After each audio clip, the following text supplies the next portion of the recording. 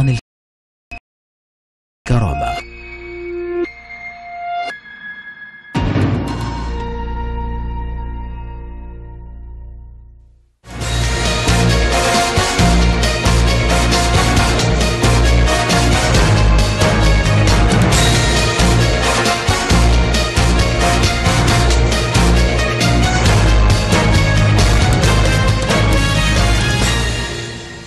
Hello, it is 9 p.m. in Cairo, our time for top stories, and first we preview on the latest developments and top news from Libya. Sources said that residential neighborhood in Derna city witnessed random shelling from Fatah Heights controlled by the terrorist Daesh group. The sources also reported that Bab Tobruk neighborhood witnessed this morning bombing by elements of terrorist Daesh group in El Kurvat al-Saba area where Daesh snipers are stationed. The bombing resulted in damage of many homes, so the population was forced to flee to the downtown.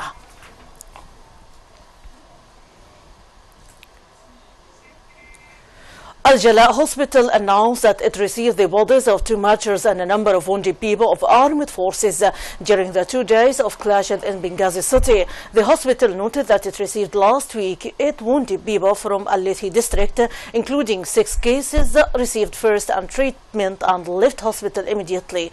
Moreover, the hospital received the bodies of 2 civil martyrs and 10 wounded people. Their injuries ranged from simple to medium from Lithi and Sabri district. And as a continuation of foreign interference in the internal affairs of Libya, Italian Foreign Minister Paolo Gentiloni said that Libya could become a failed state like Somalia if the warring militia don't reach quickly to a power-sharing deal. Gentiloni noted that the time is very important and the time is not extended without end, especially nowadays when presence of terrorist Daesh group in Sirte had alarming proportions. Italy has called for formation of a European force to enter Libya in order to stop spread of phenomena of illegal immigration coming across the Libyan coast within the framework of its infringement on Libyan sovereignty. Egyptian Foreign Minister Sameh Shoukry tackled with his Algerian counterpart during a telephone call the overall bilateral relations and means of supporting and facilitating them in the light of the close relations between the 2 countries. During the talks, the 2 sides stressed that the need to continue the work supported by the political track, which is sponsored by the United Nations, and combine the Libyan parties. Shoukry also stressed the importance of starting the implementation of the political agreement which was signed in July, especially this part that relates to the formation of a national unity government in Libya, adding that this will be in parallel with the efforts exerted to fight terrorism in Libya. And still in Libya, a container filled with the bodies of 49 migrants was unloaded from the Norwegian Frontex Coast Guard vessel today at Catania after survivors of the latest disaster had all disembarked. Migrants who have arrived in Italy say human traffickers based in Libya charge them between $1,200 and $1,800 for a place on the deck of boats. Those grabbed in the hold pay about half as much as those above.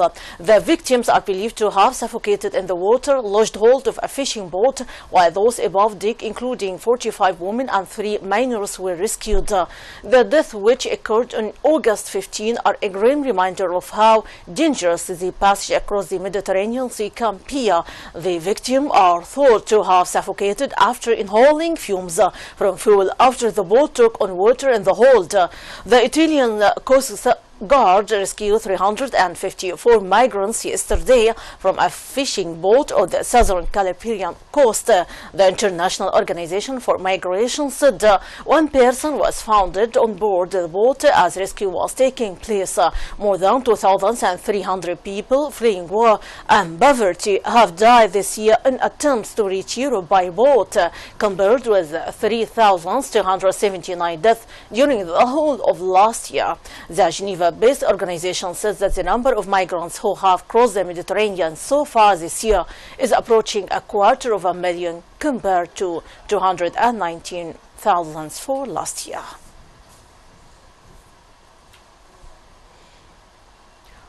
And to Yemen, where planes from a Saudi-led coalition killed 6 civilians in an air raid that targeted the home of Houthi leader in the southwestern Yemen town of Jebela on Monday. Local officials said 11 people were killed in another air raids on a family house in the northern province of Al-Jawf, bordering Saudi Arabia. Tribal sources said airstrikes also hit the sea part of Hodeidah, while on the ground, fighters loyal to Yemeni government pushed closer to Houthi strongholds.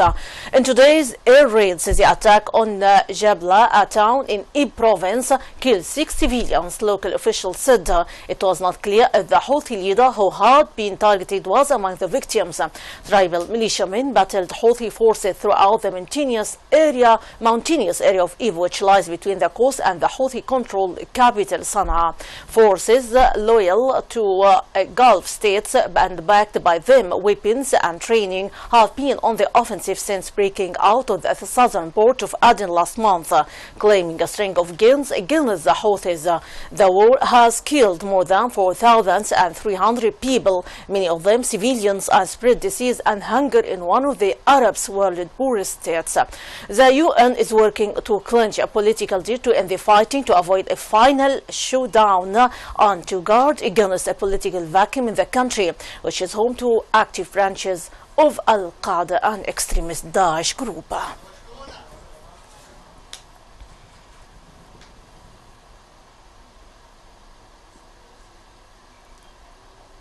And to Iraq, Iraq's parliament today referred to the public prosecutor a report calling for the trial of former Prime Minister Nouri al-Maliki and dozens of other top officials over the fall of Mosul to extremist Daesh group last year. Lawmakers said in the most dramatic step yet to provide accountability for the loss of nearly a third of the country's territory, the assembly endorsed the report and that found security and political leaders responsible for the loss of the city. Their possible trial combined with Prime Minister Haider al-Abadi's campaign to reduce Iraq's patronage system risks further polarizing Iraqi politics, but it could also help restore confidence in the government, especially among Sunni Muslims marginalized by Maliki's decisive politicals, and rebuild a security establishment riven with graft and incompetence. Abadi launched an ambitious campaign last week aimed at transforming a system that has deprived Iraq of basic services while undermining government forces in battle against terrorist Daesh group. The panel's report alleges Maliki had an inaccurate picture of threat to the northern city because he chose commanders who engaged in corruption and failed to hold them accountable. There has been no official accounting for how Mosul was lost or of who gave the order to abandon the fight. Maliki has accused unnamed countries, commanders and rival politicians of blotting the city's fall.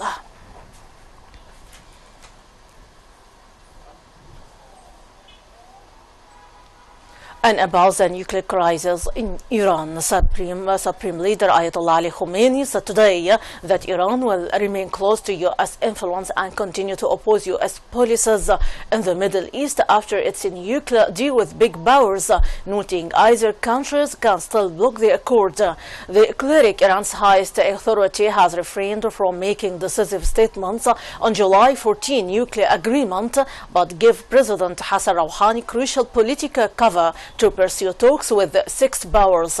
Tehran agreed to variable limits on its atomic energy program to create confidence that it will not be put to developing nuclear weapons in exchange for lifting international sanctions crippling its oil-based economy.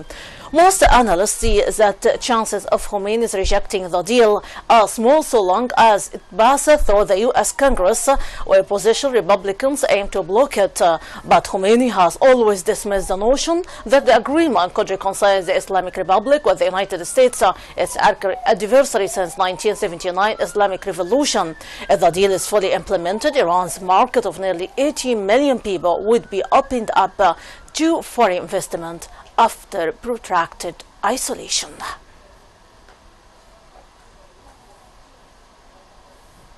South Sudan President Salva Kiir declined to sign a peace deal proposed by regional leaders today, saying he required more time. The mediator of the crisis said South Sudan descended into chaos in December 2013 when a political row between Kiir and his deputy Riek Machar spiraled into armed conflict that reopened ethnic fault lines. Sue Misfin, the mediator for IJAD, the East African bloc leading the talks, said Kiir's side required 2 weeks before signing the peace deal that was accepted by the South Sudanese rebels. Numerous rounds of negotiations have failed to end fighting that has killed over 10,000 people and displaced more than 2 million. Last month, IJAD set August 17 as the deadline to end the drawn-out talks, outlining proposals for ending the fighting. IJAD said the proposal designates a 30-month transition period with Kiir as president, with the first vice president post allocated to the rebels. Elections would be held 2 months after the close of the interim period. Both Kiir and Machar would be eligible to run. A member of IJAD's mediation team told Reuters that Kiir had reservations over the proposal's plan to demilitarize the capital, Juba, and also to scrap the provision that calls for consultations with Machar on powers, functions, and responsibilities he would exercise. Kiir's delegation has also criticized some other aspects of proposal, including an 18-month deadline for integration of armed forces, saying this must be done in less than 6 months. Machar said he was satisfied with the agreement. And finally, from Ukraine, fighting flared between Ukrainian forces and Russian-backed rebels in separate parts of eastern Ukraine overnight, killing at least 2 Ukrainian soldiers and several civilians, Kyiv military and separatist sources said today. The clashes near the border of Mariupol in the southeast and at rebel-held Horivka further frayed an increasingly tenuous ceasefire as Ukraine prepared to mark its Independence Day next week. Kyiv accused the separatists of shelling civilians on the outskirts of Mariupol. In Moscow, Russian Foreign Minister Sergei Lavrov blamed Kyiv for the violence, giving no detail but saying he suspected Ukraine was preparing a new offensive. Ukrainian President Petro Poroshenko, meanwhile, accused Russian President Vladimir Putin of trying to wipe up tensions in eastern Ukraine by visiting Crimea, which Russia annexed from Ukraine last year. The Kremlin said the aim of Putin's 3-day trip was to hold meetings on ways to develop the Black Sea Peninsula and promote tourism there. But the escalation in fighting has drawn expressions of concern from Western government, which regard the ceasefire and tentative peace agreement worked out in Minsk. Belarus in February as still the best chance of ending rebellion in eastern Ukraine. Ukrainian military spokesman Andriy Lysenko said that the rebels had used howitzers with a range of 15 and 16 kilometers to shell Sartana on Mariupol's northern edge.